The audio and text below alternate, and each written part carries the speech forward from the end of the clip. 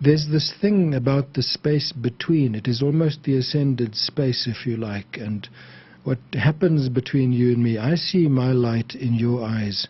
You see your light in my eyes. What raises up between us, if we put between us that which is gentle and conciliates, something rises up in our conversation. I'm Talana Simpson, and let's talk communication.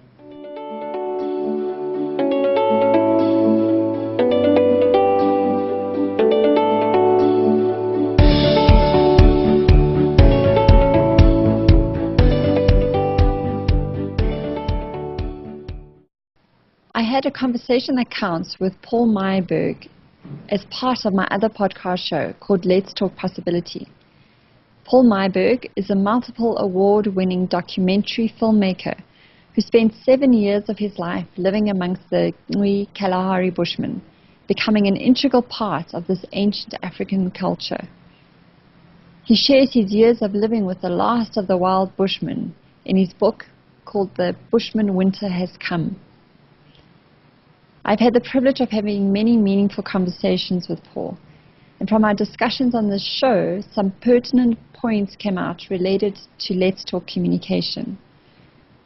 I want to share here part of this conversation, as there are some key messages that relate to what it means to have a conversation that counts, and the spirituality that can unfold in the space between us.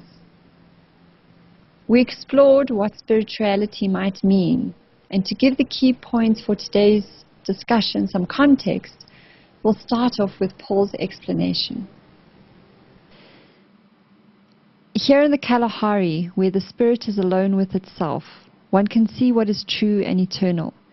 To live in the vastness of the desert in this way is to face into infinity, and when there is nothing that reflects back at you, you are forced to look within, to where everything you are and everything you are not stands before you, that you may choose, knowing that your every thought will become a creation. This is a paragraph from Paul Myburgh's book, The Bushman Winter Has Come, which has just been published. In this he shares his 7 years living with the last of the wild Bushmen. And Paul, I know you're trying to teach me how to say the name of the tribe of Bushmen is the Ngui. Ngui. The Ngui Kalahari Bushmen.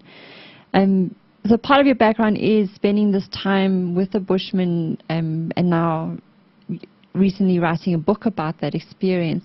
But you also did a lot in documentary. You've won awards for some of the documentaries you've made.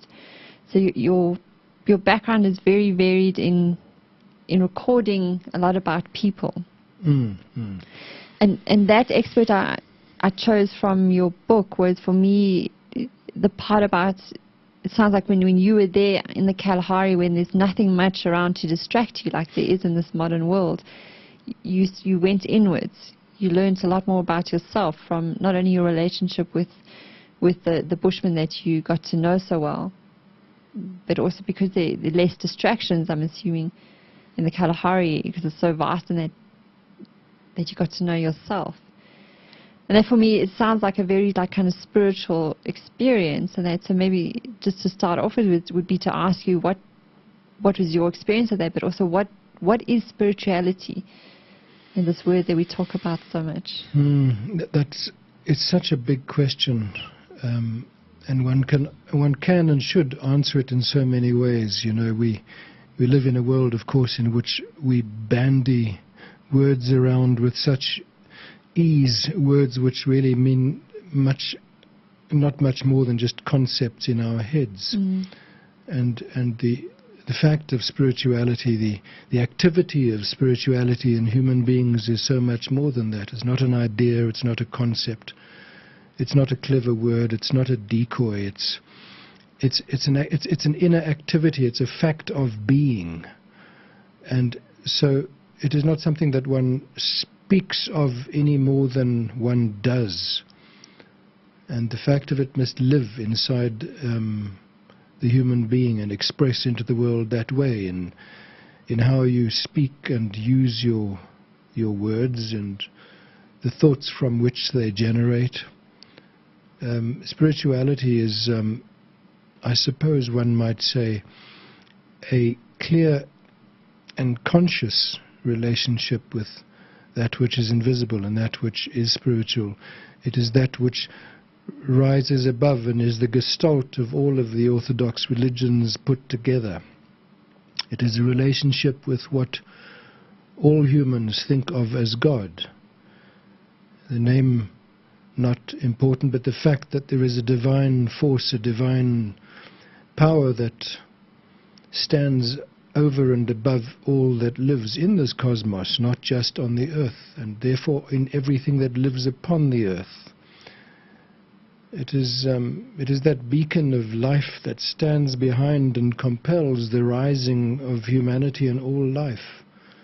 And it is that being and force that stands above and in front of all of humanity and compels us forward to become more than we are, and to once again know consciously that divine place where we began. Spirituality is a very big thought. It is, and you've touched on so many aspects already that are involved in that thought. So what's quite interesting for me is there almost seems to be within the collective. So if you look around in the amount of magazines and movies and books and what people are talking about, there's almost like an awakening that's happened in the last couple of years. People are talking more and more about spirituality, and there's all those new age and topics and all of that that's popped up. So what's happening now then within the human race in terms of our spirituality? If one, if we look at what is spiritually and proposes to be right, and about what is light and good and truthful, and then one must also look at what opposes that. One must look at the adversarial forces, those forces that would veil and darken the spiritual impulse, those forces that would stop the spiritual evolution of humanity. So if one looks at spirituality in the world today, you see quite clearly that a mass of humanity, a mass of well-intended humanity is often so effectively decoyed by that which appropriates any spiritual inclination, repackages it, darkens it, and sells it back at a premium. If you look, for instance, at the entire New Age movement as such, a mass of very well-intended human beings who bring something into the world, who follow an impulse into the world and propagate this impulse, but that impulse then appropriated by the adversarial forces, taken, repackaged, sold back at a premium, so that New Age becomes a commercial idea, a commercial concept, and those original well-intended humans so often decoyed into the very realm that opposes what starts the impulse. And if you look at, I see dozens of people wandering around presuming that because they eat organic food, they are therefore spiritual. Because they can afford organic food, they are therefore spiritual. People that recycle, and because they recycle, they are spiritual. So spirituality becomes, in our modern world, very much an outer appropriated concept. And a lot of wonderful humans get decoyed and taken out of and taken away from the real inner work. And the inner work is where this task must be served, where this battle can be won. It is an inside task. It is not something that trots around outside in a conceptual world of negotiation and debate. Just the word spirit is, you can stop so many people using this word and ask them, what is spirit? What is spirit as opposed to soul? How is the human constituted in terms of body, soul and spirit? Which relates to the other in which way? And so there's a lot of confusion, and there's a lot of accepted conceptual information out there which all too often stops the real understanding of what the inner human journey is for, and the greater task of humanity in rising against everything that stands in the path of human spiritual evolution.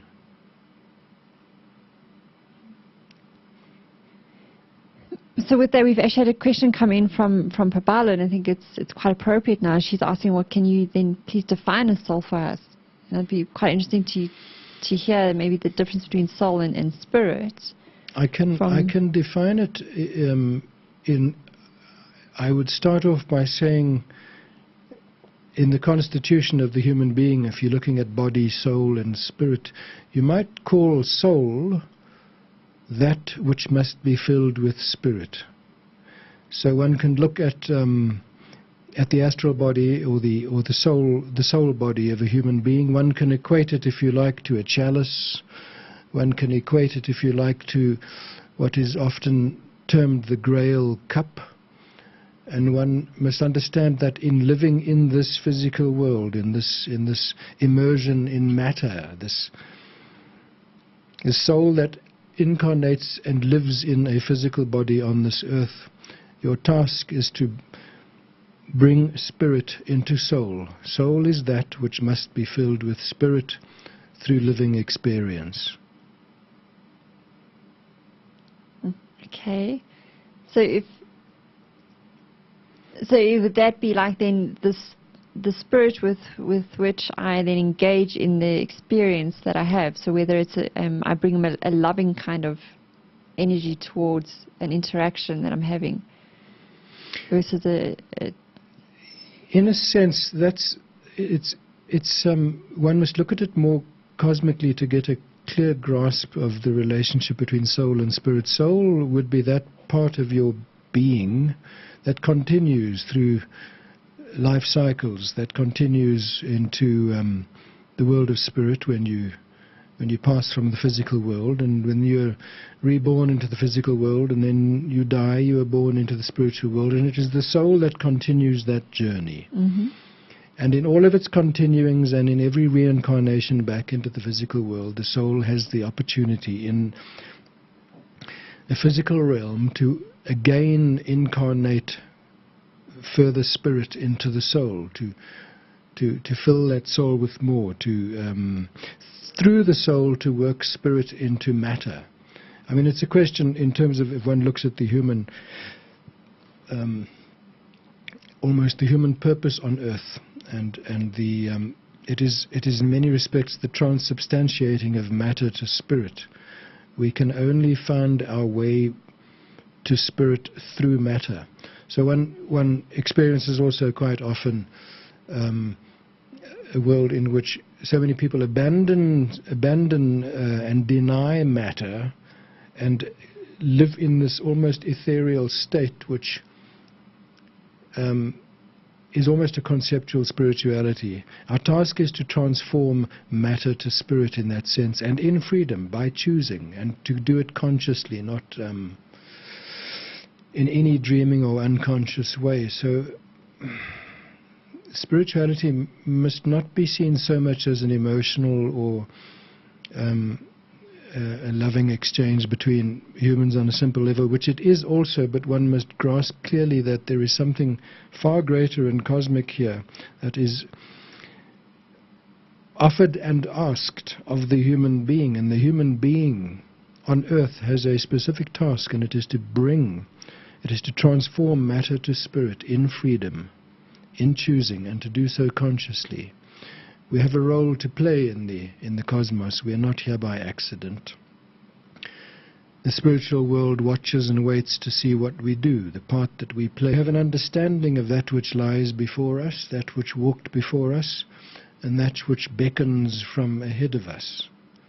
We understand the divine place from which we began unconsciously, and we understand the divine place which lies in front of us consciously. The modern human, as opposed to the first people and those that came before them, the ancient race, they came out of a dreaming consciousness. They lived in a paradisial world, a God-given place, where they were interconnected with everything, with a certain atavistic clairvoyance, a knowledge of all things, but not earned. It was a knowledge God-given. Our task as wide-awake, thinking, modern human beings, wide-awake consciousness people, is to know, is to consciously choose that, it's to find our way to that divine world by choice, understanding consequence and taking the responsibility. And in that way, the descent, the fall from grace, if you like, the separation from oneness, this descent is really an ascent to light, to right. It is a journey forward to where we came from, but consciously, in choosing and in freedom.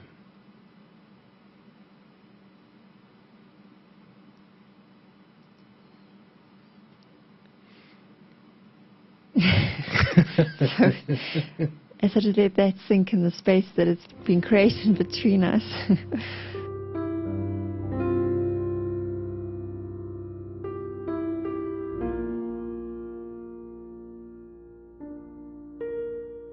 So my discussion with Paul Myburgh unfolded even more during the course of that evening. And one of the key points that came out was that life continues in relationship and discontinues out of relationship. Paul explains more. So I'm trying to ground this, for me, my day tomorrow, if I were to bring this back into the living activity, it's to be very conscious in that moment of, as you were saying, what am I saying? What am I standing in? What am I giving out? And what am before you start your day, you stand there under the sun and you ask, I, Tilana Simpson, how do I stand? How do I listen in this day? How do I respect in this day? How do I give in this day? How do I see? And then you go about each experience you have and every interaction. Yeah. It's with that consciousness of creating that space, the gentleness. Yeah, between you and the other. Is it me? Is it you? Or is it us? It is what lives between us. It is what lives between everything and everything else. Nothing exists outside of that. You know that? I don't exist, but in relation to everything else that lives.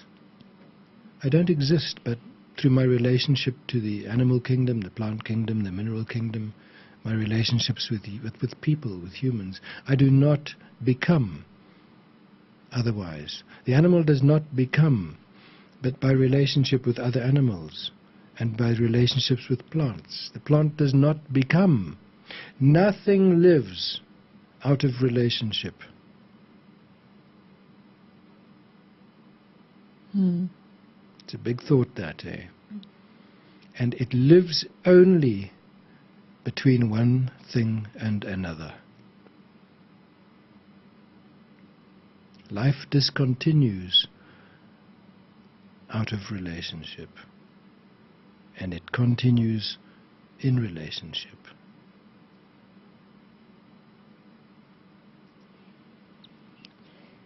And then, so to be more spiritual in this moment would be to be more conscious of that fact. Yeah, How to because just try and simplify it, bring in the language that a lot of people use. I'm a spiritual person. It would be being conscious of that. Yeah, because straight away, if you're observant of the other, straight away you are out of your egoistical nature. Straight away, if you're observant of the other, you enter into a spiritual consideration of the other.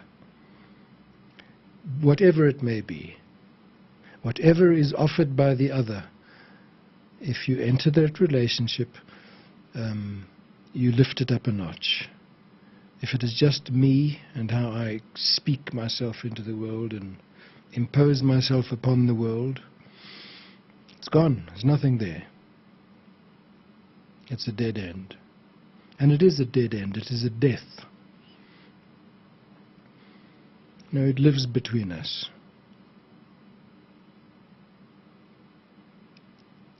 Relationships. you think about that, it binds you into a certain unavoidable humility and gratitude for that fact. When you consider what lies between us, all of us and everything else in this world, it is quite astounding, quite astonishing, and it is utterly magnificent. And then you think of the force that choreographed this fact into existence, and the force that underpins this fact of existence, the force that underpins this fact of relationship between every single thing and every single other thing. You then become cognizant of something much, much greater and much more conscious than we are. And your place, yourself, becomes meaningful. There is a reason to aim forwards and upwards. There is a reason to ask for more and to become more. There is a real reason. Our divine nature is not an illusion. It is a fact.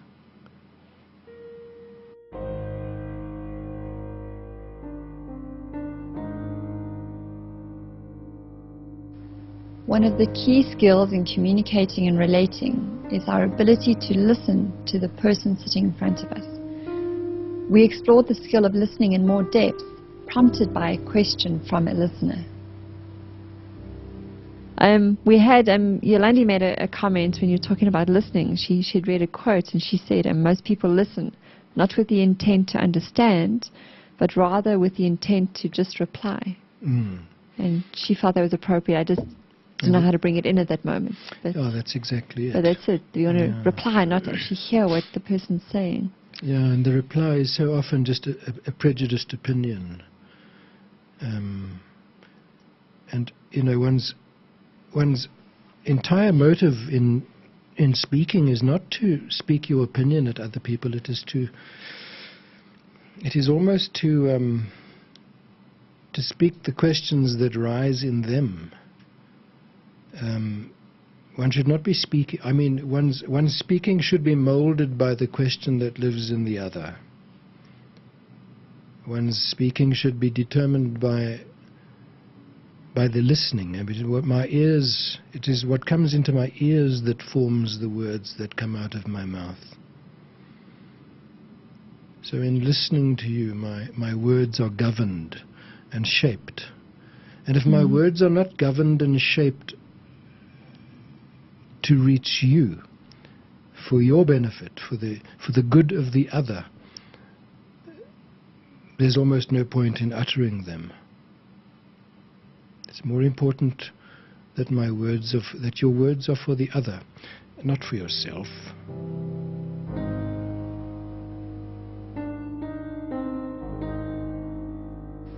If you would like to know more about Paul Myburgh and get in touch with him, have a look at his blog, which is www.bushmanwinter.com. You can hear the full conversation of What Might Spirituality Be, parts 1 and 2, from the link on talkcommunication.innercoaching.co.za. And so, as you notice where you stand in this moment, may you also be conscious of the space between you and your relationships. I'm Talana Simpson, and this has been Let's Talk Communication. For more details, follow me on iTunes, Facebook, or YouTube.